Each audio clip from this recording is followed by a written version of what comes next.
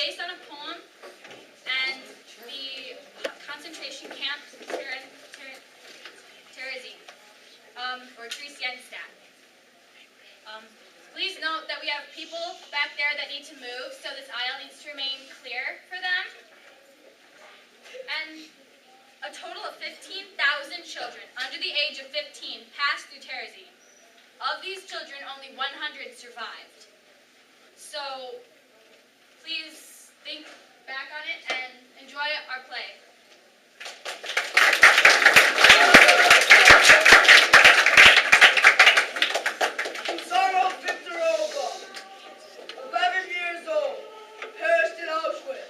October 4th, 1944.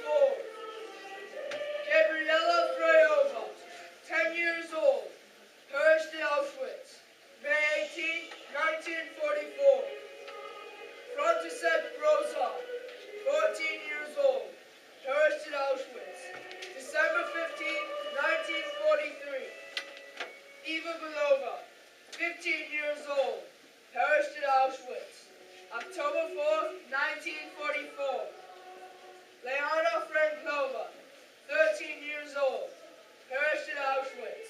October 19, 1944. Alfred Weisskopf, 16 years old, perished in Auschwitz. December 18, 1944. Honza Kosak, 16 years old, perished in Auschwitz. January 21st, 1945.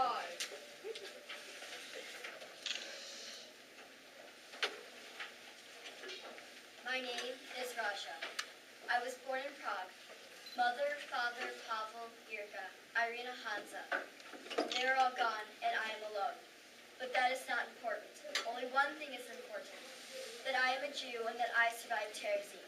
Terezin was a fortress built by Emperor Joseph II for his mother, Maria Theresa. About 16 kilometers from Prague, it slept quietly in green valleys under blue skies until March 5th, 1939. German Wehrmacht enters Prague. December 1st, 1939. Jewish children excluded from state elementary schools. June 14th, 1940. Auschwitz concentration camp set up. September 27th, 1941. Reinhard Heydrich orders mass deportation of Jews and establishes Terezin as a Jewish ghetto. October 16th, 1941. First transports leave Prague for Terezin. Among them were children.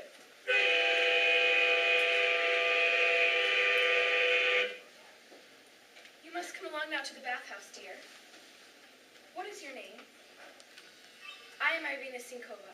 I'm a teacher here in Terezin. You'll come to school with us, won't you?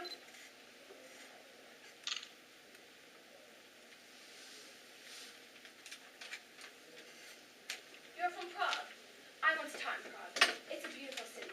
I remember how frightened I was when I first came here. But after I made some friends, I was happy. Now that I've told you my name, you must tell me yours.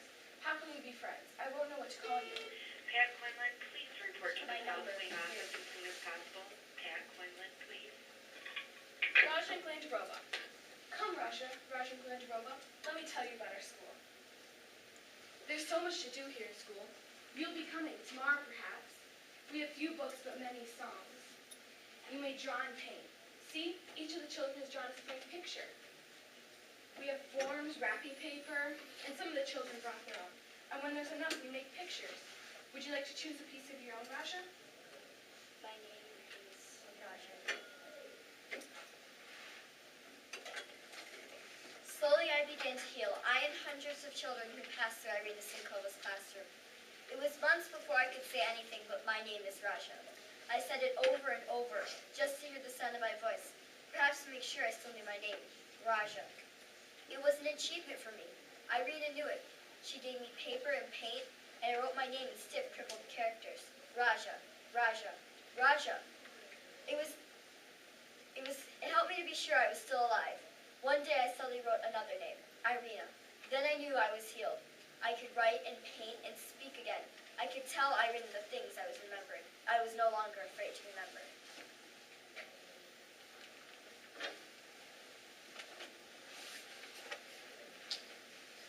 Sieg Heil!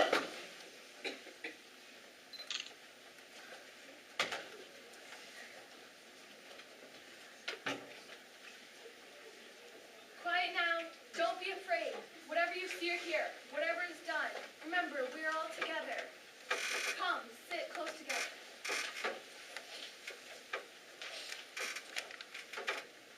I was one of them, the children of Terezin, one who saw everything.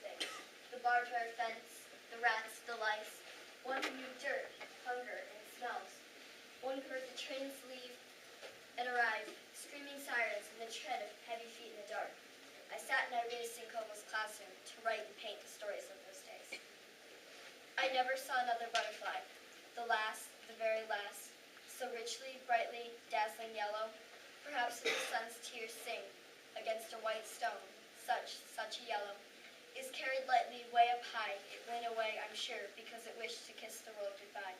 For 7 weeks I've lived in here, penned up inside this ghetto, but I found my people here. The dandelions called to me, and the white chestnut candles in the court. Only I never saw another butterfly. That butterfly was the last. Butterflies don't live here in the ghetto. It is weeks since I came to this ghetto. I did not know that such a thing could happen to me. When I go home, I'm going to eat only white bread. When I go home, I'm going to make my bed every day. Clean. When I go home, I'm going to drink hot chocolate in the winter. Lots of it. When I go home, I'm going to have clean white curtains and a rug, too. I'm going to play ball in the courtyard when I go home and shout if I want to. I'm going to sit very quiet and read storybooks as long as I want to when I go home. All night maybe. I'm going to play the piano when I go home, and everyone will sing, and we don't care how noisy we are. When I go home. I've lived in the ghetto for more than a year, in Terezin, the black town now. And when I remember my old home so dear, I can love it more than I did somehow. In Terezin, in the so-called park, a queer old granddad says. Somewhere in the so-called park. He wears a beard down to his lap, and on his head a little cap. Hard crusty crumbles in his gums. He's only got one single tooth. Instead of soft rolls, lentil soup. Poor old graybeard. May I call you grandfather? Because you have no little boy, and I have no grandfather. Tuesday, March 16th, 1943. Today I went to see my uncle in the Sudeten barracks. There I saw them throw potato peelings, and people threw themselves onto the little piles and fought for them. April 6th, 1943. The SS men are coming tomorrow, and the children can't go out on the streets. My daddy won't know this, and I'll die of hunger by evening. April 7th, 1943. I didn't see my daddy today, but I didn't cry. The other children couldn't see their parents either. We aren't allowed to go out of the barracks. We can't go out in the streets without a pass, and children don't get a pass. They say this can last weeks or even months, like a bird in a cage. Last night I had a beautiful dream. I was home. I saw our flat and our street. Now I'm disappointed and out of sorts because I awoke in the bunk instead of my own bed. It's not a home here anymore. It's a hospital. Half the children are sick in bed. The number of the sick goes up every day, and the doctor does not know what to do. It's terrible here now. There's a great deal of tension among the older children. They're going to send transports into the new ghetto, into the unknown. And 1,500 children will arrive tonight. They're from Poland. We are making toys, little bags, and nets for them. It's terrible. You can't tell how old they are. They have old faces and tiny bodies. They're all bare-legged, and only very few of them have shoes. They come back from the reception center with their heads shaved, and they all have lice. The worst part is the terrified look in their eyes. The poor thing stands there vainly. Vainly he strains his voice. Perhaps he'll die. Then can you say, how beautiful is the world today? We got used to standing in line at 7 o'clock in the morning, at noon, and then again at 7 o'clock in the evening. We would stand in a long line with a plate in our hand, and they would give us little cups of warmed up water with a salty or coffee flavor. Or else they would give us a few potatoes. We got used to sleeping without a bed, slitting every uniform, walking on the sidewalk, and then again not walking on the sidewalks. We got used to undeserved slaps, blows, and executions. We got used to seeing people die constantly, to seeing the coffins filled with piled up, filled with corpses. We got used to the helpless doctors. We got used to it that from time to time, 1,000 unhappy souls would come here, And then again, from time to time, 1,000 unhappy souls would go away. Monday, September 6, 1943. I got up at 6 to see Zdenka. When I got to the barracks, the last people were going through the gates and onto the trains. Everything was boarded up all around so no one could get to them and so they could not run away. I jumped over, ran up to the last people going through the gates. I saw the train pulling away, and in one of the cars, Zdenka was riding.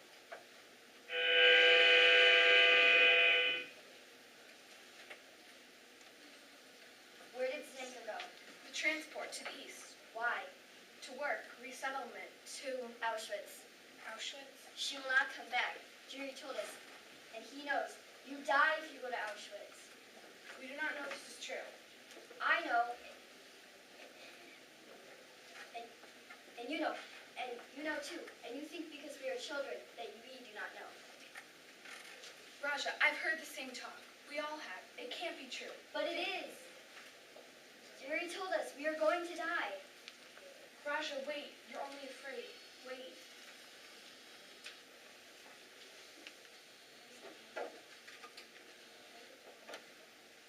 Irina, I want to go home. I hate this place and everything. Everything? Yes, what's the use of anything if we're going to die? Last night, Zdenka, we shared our bread and sang together. Now there's nothing left.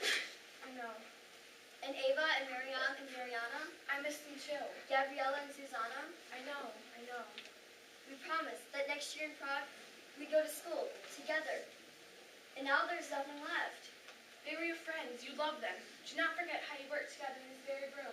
And the poems and the songs and the pictures, see? No, they will burn them too. Raja, listen to me. You are no longer a child. And so I tell you, I have a child. She is 9 years old. She was torn away from my arms by an angry guard and thrown off the train. I wanted to die until I came to Terezin and found thousands of children waiting for me. And then I knew I must not die. Do you understand?